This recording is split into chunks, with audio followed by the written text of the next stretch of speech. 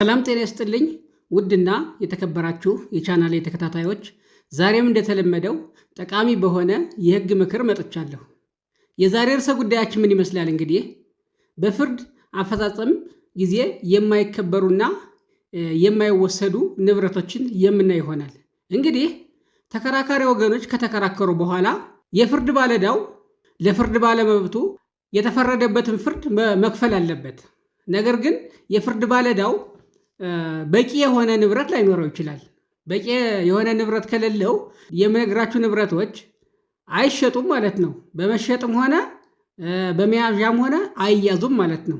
ስለዚህ አሁን የምነግራችሁ ንብረቶች የፍርድ ባለዕዳው እነዚህ ንብረቶችን ለፍርድ ባለመብቱ የማስረከብ ግዴታ የለበትም ማለት ነው። ስለዚህ ፍርድ ቤት እነዚህ ጉዳዮች አሁን የምነግራችሁን ንብረቶች ለፍርድ አፈጻጸም እንዲውሉ ትዕዛዝ አይሰጥም፣ እንዲሁም የእግድ ትዕዛዝ አያወጣም ማለት ነው። ወይም ደግሞ እንዲከበሩ አያደርግም ማለት ነው። እነዚህ አሁን የምነግራችሁ ለሕይወት በጣም መሰረታዊ በመሆናቸው እነዚህን አልባ አንድ ሰው ሰርቫይቭ ማድረግ ስለማይችል ፍርድ ቤት እነዚህን ንብረቶች ለአፈጻጸም አያውላቸውም ማለት ነው።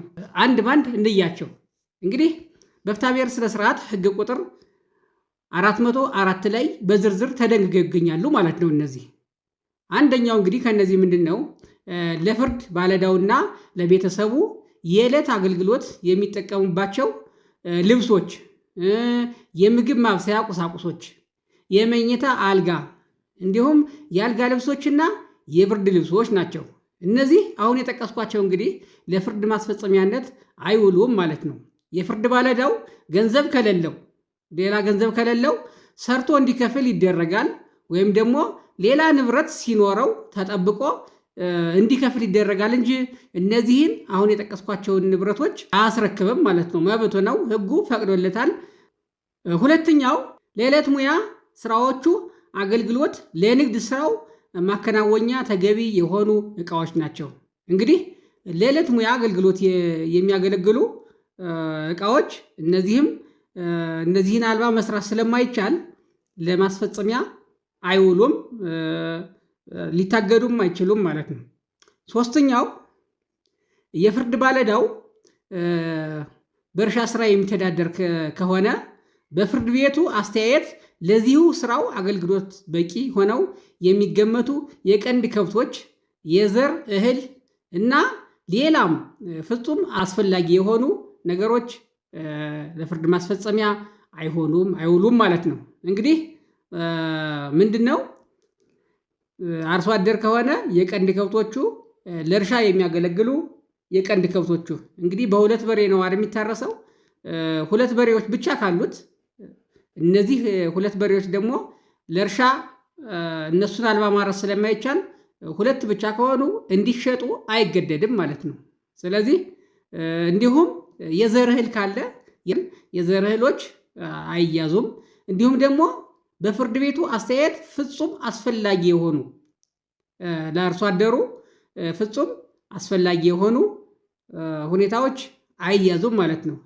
ለዳኛው ነው እንግዲህ ሙሉ ስልጣኑን የሰጠው። ስለዚህ በፍርድ ቤቱ አስተያየት እነዚህ አሁን የጠቀስናቸውንና ሌላም ፍርድ ቤቱ ለአርሶ አደሩ ፍጹም አስፈላጊ ናቸው ብሎ ፍርድ ቤቱ ያመነበት እነዚህ ነገሮች አይያዙም ማለት ነው።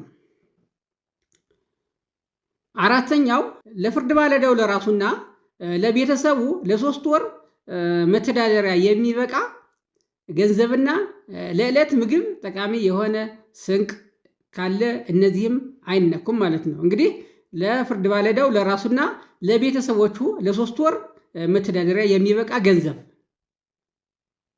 እንዲሁም ደግሞ ለዕለት ምግብ ጠቃሚ የሆኑ ስንቆች እነዚህ ለፍርድ ማስፈጸሚያ አይሆኑም ማለት ነው። እንግዲህ እያየነ ያለው በፍትሐብሔር ስነ ስርዓት ሕግ ቁጥር 404 ላይ ተደንግገው የሚገኙትን ነው። ሌላው ምንድነው? የጡረታ የሚከፈል ገንዘብ ነው።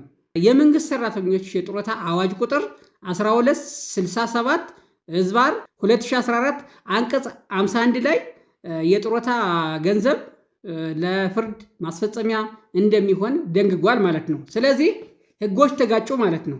እንግዲህ የጡረታ አዋጁ ይሄ አዋጅ አሁን የነገርኳችሁ የጡረታ አዋጅና የፍትሐብሔር ስነስርዓት ህጉ ተጋጩ ማለት ነው። እንደዚህ በሆነ ጊዜ የህግ አተረጓጎም አለ። ህግ እንግዲህ ይተረጎማል። እንደዚህ በሆነ ጊዜ እንግዲህ ስፔሻል ሎው ፕሪቬልስ ኦቨር ጄኔራል ሎው የሚል የህግ አተረጓጎም መርህ አለ። ስለዚህ ጠቅላላ ህጉ የፍትሐብሔር ስነስርዓት ህጉ ነው። ልዩ ህጉ ደግሞ የመንግስት ሰራተኞች የጡረታ አዋጁ ነው። ስለዚህ ተፈጻሚነት የሚኖረው በዚህ ጊዜ ምኑ ነው ማለት ነው? የመንግስት ሰራተኞች የጡረታ አዋጁ አዋጅ ቁጥር 1267 ዝባር 2014 አንቀጽ 51 ላይ ያለው ተፈጻሚ ይሆናል ማለት ነው። ስለዚህ ምንድን ነው ማለት ነው? የጡረታ ገንዘብ ለፍርድ ማስፈጸሚያ ይውላል ማለት ነው። ስለዚህ የጡረታ ገንዘብ ለፍርድ ማስፈጸሚያ እንደሚውል ልንገነዘብ ይገባል ማለት ነው። ሌላው የፍርድ ባለዕዳው የወር ደሞዝ ነው። እንግዲህ የፍርድ ባለዕዳው የወር ደሞዝ ለፍርድ ማስፈጸሚያ ሙሉ አይውልም። ነገር ግን እስከ 1/3 ድረስ ያለው ለፍርድ ማስፈጸሚያ ሊውል ይችላል ማለት ነው። ሰራተኛው በፍቃዱ በጽሁፍ ካልተስማማ በስተቀር ለፍርድ ማስፈጸሚያ ተገዶ አይውልም ማለት ነው። እንግዲህ የአሰሪና ሰራተኛ ጉዳይ አዋጅ ቁጥር 1156 ዝባር 2011 አንቀጽ 59 ንዑስ አንቀጽ 2 ላይ ምን ይላል?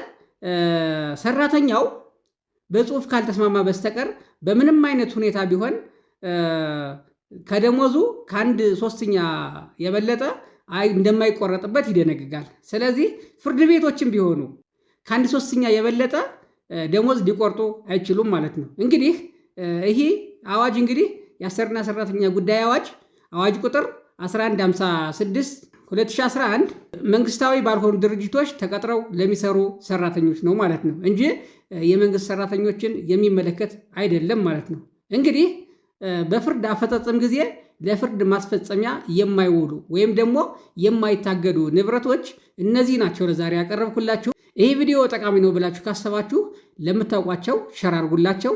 በሌላ ቪዲዮ እስከምንገናኝ ሰላም ሁኑ።